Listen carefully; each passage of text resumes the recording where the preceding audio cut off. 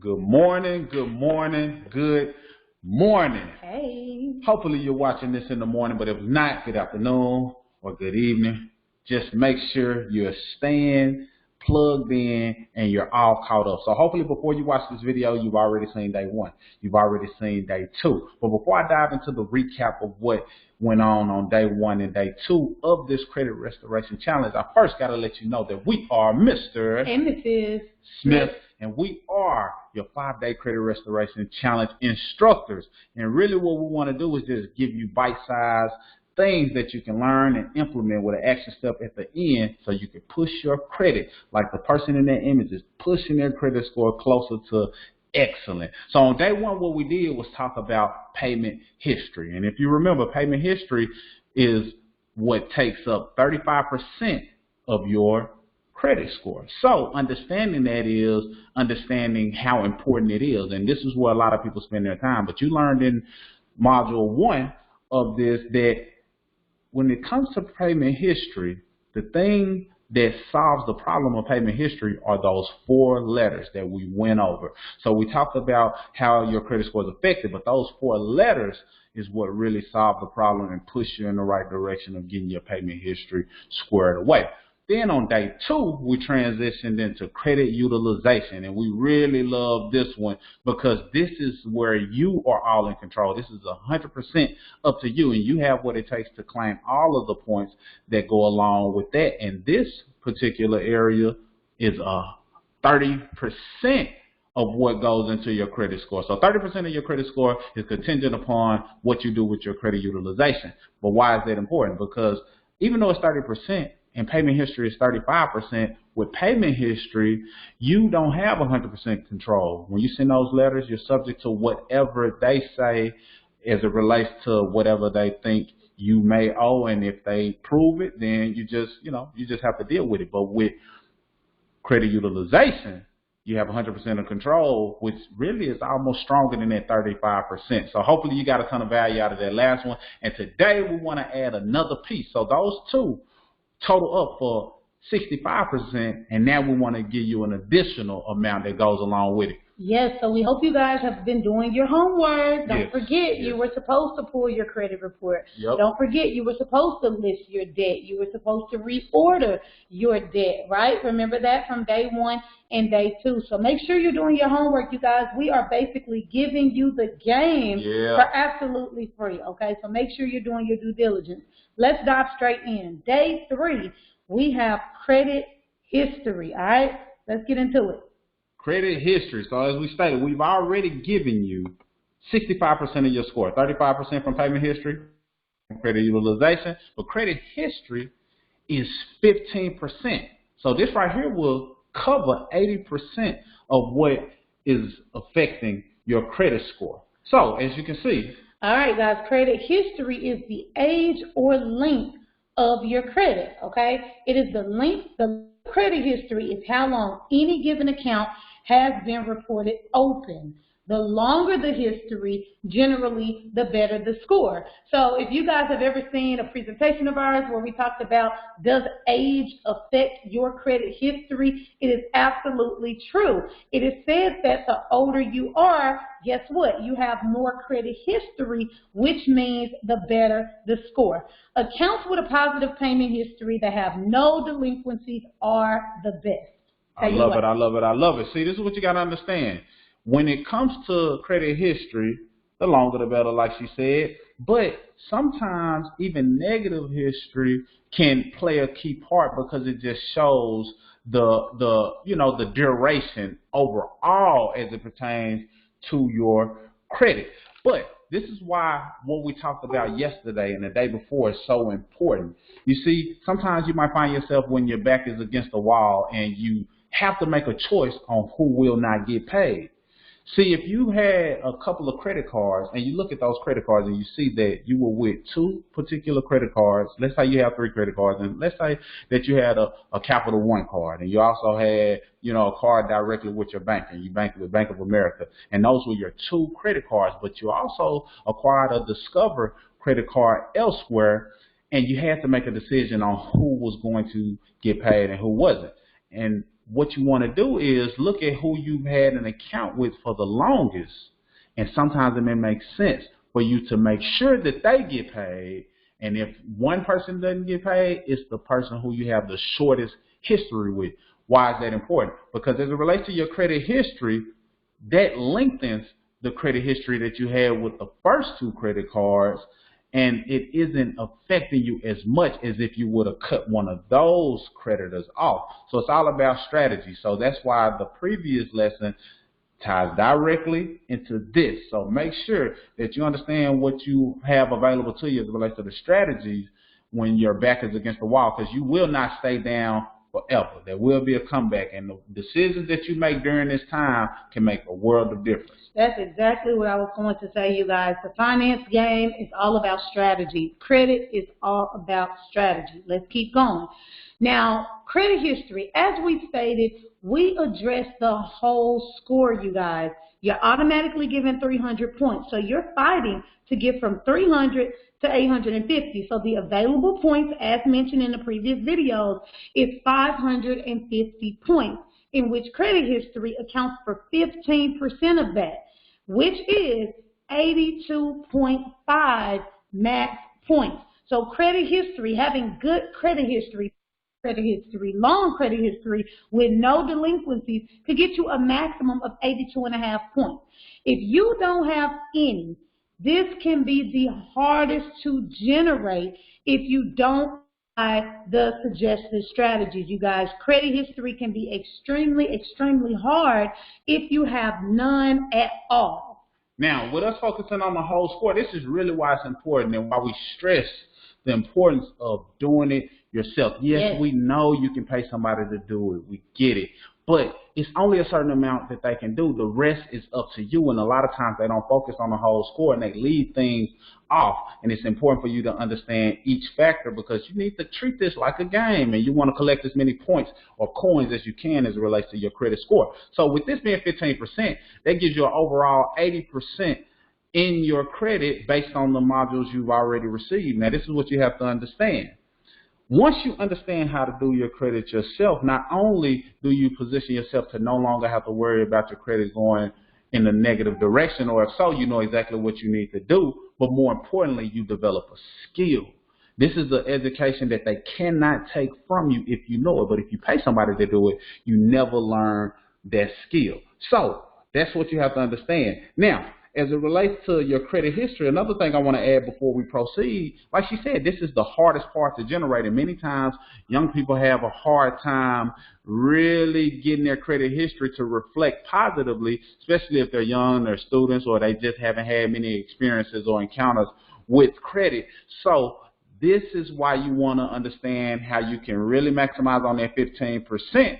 Because once you understand this and how easy it can be done, now you overcome what many people struggle with. And this is one of the things that many people struggle with, credit history.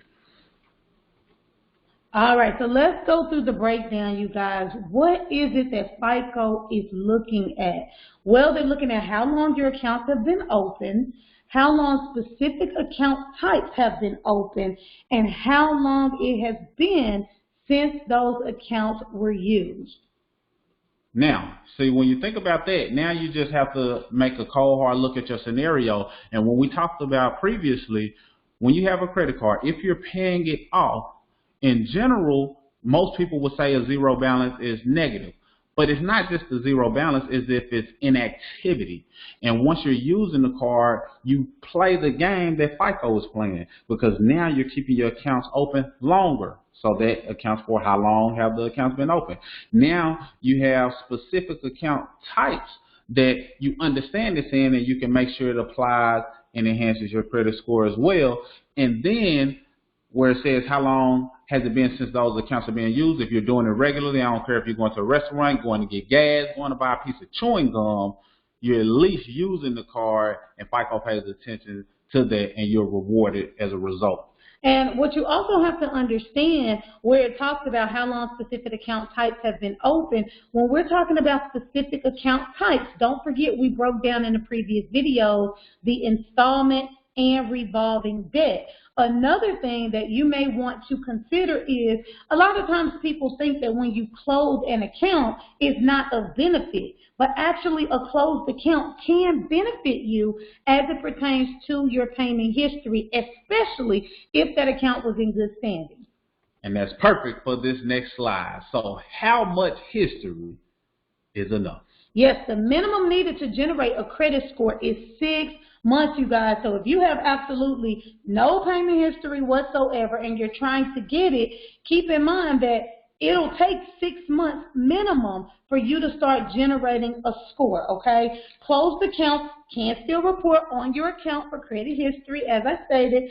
Paid on time closed accounts stay on your report for 10 years. Is that beneficial or what? And late payment closed accounts stay on your report for 7 years. So that is something that could kind of hit you, you guys. You want to make sure that your accounts are in good standing, but hey, at least it falls off 3 years before an account that was in good standing and paid on time. Absolutely. And see, once you understand that, because we tell you, if you don't have to close the account, don't close the account. But we do understand that there is their rare scenario or that often scenario that means that you may have to cancel an account because it just may not be serving to you. We've heard of a young lady who had a credit card and she was in good standing with the credit card and paying it on time, but they had something built into the agreement that caused her to have to pay $250 per year just to have the card. $250 per year. So when she did the math, it really didn't make sense for her to keep that card in conjunction with the other cards that she had. However, what she did do was go ahead and close that card with good payment history. So now that good payment history will stay on her report for 10 years because she left in good standing, but she had other cards that allowed her to still keep some credit flowing, and she kept it moving. The only thing she did lose or miss out on is the credit utilization. And this is what I mean. So say, for instance, that card had a $1,000 balance, but she had 2 other cards that totaled up to $10,000. So she had a total of $11,000 in credit utilization, credit available to her to be used, to be utilized. Say she canceled that $1,000 card because of the fees and it just not making sense. Now her credit limit went down to $10,000 when it was once $11,000. So yeah, she took a hit on the credit limit, but as long as she maintains her credit utilization, she can still be fine. And the good payment history associated with the card that was closed still will be on her report for 10 years. So I hope you get that. I hope that makes sense. Rewind it if you have to, but that's important. Right, and if you don't understand that utilization part, keep in mind you can always go back to the video from yesterday where we talked about the credit utilization, recommending to keep it in the single digits. All right, let's keep going. Look, the solution at the end of the day to credit history is becoming an authorized user. Now, this is how the game goes, all right? Number one, you can find a relative or a friend with a credit card with good history. Or number two, you can be asked to be added to their account as an authorized user. Now, it's so funny. We were doing a credit workshop and somebody said, well, that's a whole side hustle. You should be able to make some money by adding people to your account as an authorized user. I don't know anything about that. I'm not saying that whatsoever. But what we're saying is if you guys have a relative or a friend, for example, my mom, she added me fresh out of high school. She added me to her account. I was able to inherit some of her good payment history, okay? The card owner does not have to give you a card. You will inherit their payment history. So, as I stated, my mom added me to her account as an authorized user, right? Now, she did actually give me a credit card, but it was just with a really small balance. And she was reminding me, hey, don't forget to make that payment. Don't mess up my payment history. And on top of me learning, me becoming disciplined, me learning at a young age, I was also able to inherit her good payment history. So I definitely thank her for that. Absolutely, and that's a good scenario because not everybody position their children to have good credit before they even know what credit is. Yes. So understand that. And I kind of want to hit on what she said about the side hustle. This could be a whole side hustle. You see, we really recommend a person find a relative or a good friend Yes. that has good history, because there are a lot of companies out there that will charge you to be an authorized user. This is all they're doing. They're charging you a fee, and it may be anywhere from $300 to $1,500. You know, the prices may vary, but they're charging you a fee to be added as an authorized user. Now, it takes a certain amount of time for that to be reflected on your credit report, but it does help you. But the help that it provides is temporary. So sometimes people may get added as an authorized user, and that is called trade lines. You know, they're basically selling trade lines. It's just another way to say that you're being added to their account as an authorized user. Some people call it piggybacking. You will hear different terms for the same thing, but it's temporary because it usually comes with terms.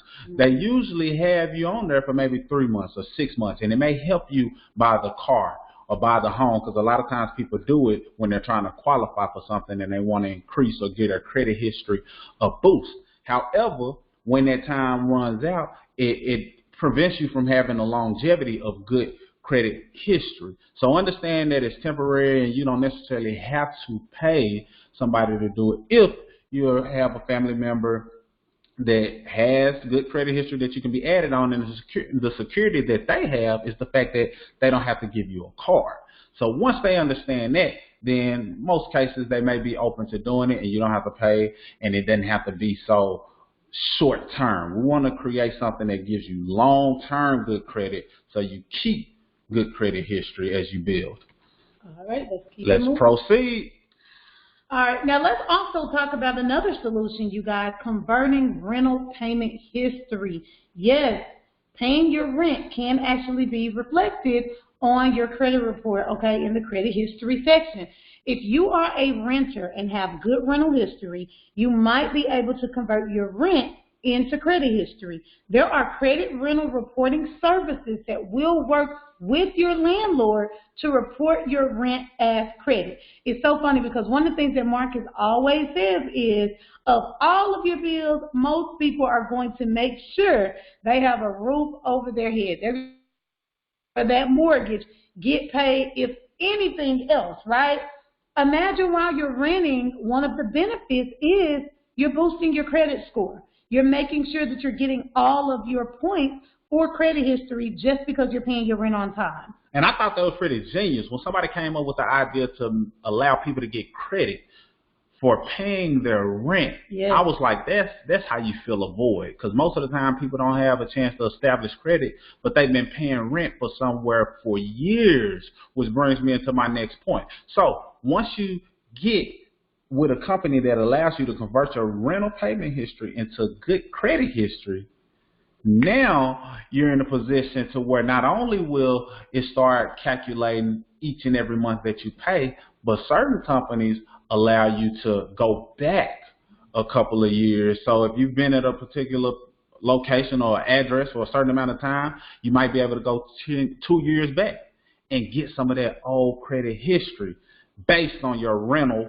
payment history. Don't confuse the two. Payment history is different from credit history, as we broke down, but that is genius within itself. So think about how long you may have been renting if you're a renter, and how good your credit history can be by incorporating this one solution. So keep that in mind. Just wanted to throw that out there and paint a picture for you.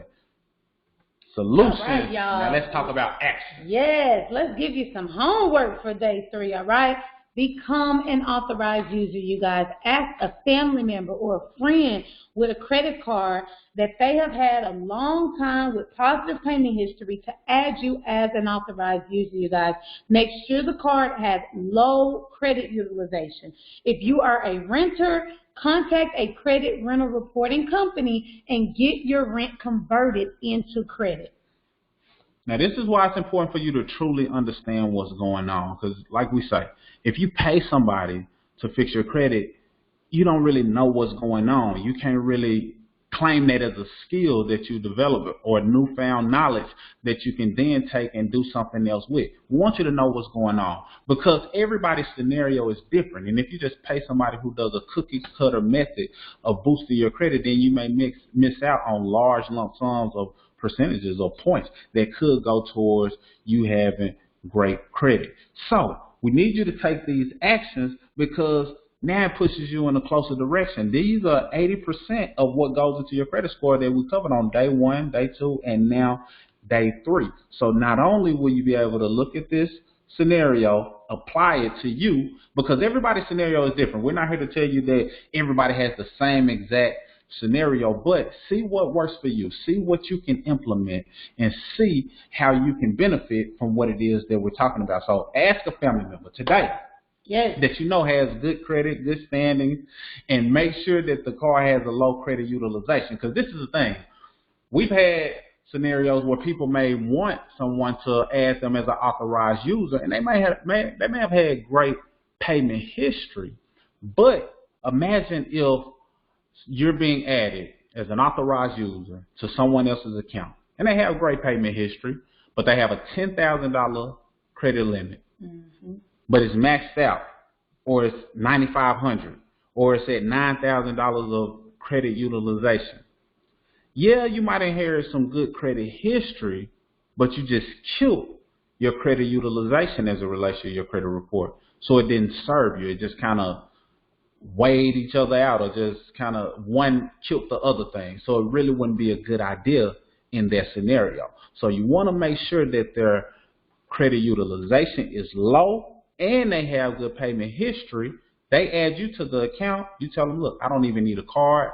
I'm just trying to use this to help build my credit. So grandma, if you would, I really appreciate it. I don't need a card. Don't even give me a card. Just add my name. It'll help a lot.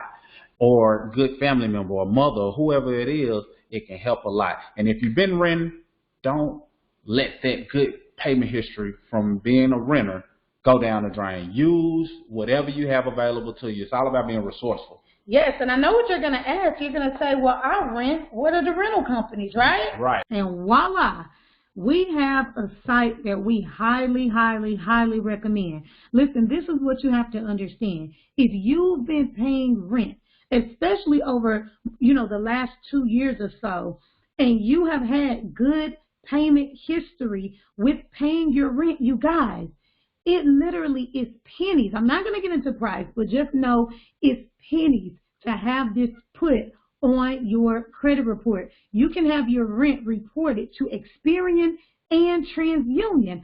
I think it's worth the small investment. Absolutely. So visit payrentgetcredit.com and go ahead and follow through with the process. And if you've been paying rent for any amount of time, go ahead and choose the option that allows you to go back up to 2 years, because we've seen people's credit score jump about 100 points just off of that alone, because it taps into creating more credit history and payment history, as you already know the importance of. payrentgetcredit.com. Go there immediately. It'll be down below in the comments as well, but you definitely want to take advantage of getting your rent reported. Stop paying rent without getting credit for it. Right. So that being said, let's do a recap. Day 1, we gave you payment history. We told you the importance of that. Day 2, we told you credit utilization was all about you. And now we're at day 3 with credit history, and we're giving you a tool that you can use immediately that can pretty much boost your credit if you've been paying rent for a certain amount of time. All you have to do is visit payrentgetcredit.com, follow the process, and this is the guarantee that's embedded in going through this site. If your landlord or whoever you're paying your rent to does not cooperate with this process at any time of the process, then it will not charge you. So in other words, you'll get a money back guarantee if they don't do their part, just to throw in some other guarantees. But visit that site, take advantage of it. We've given you the recap. Get ready for the upcoming days. We got 2 days left, still got 20% of your credit report that has not been accounted for in this challenge. We've already given you 80, 20% left.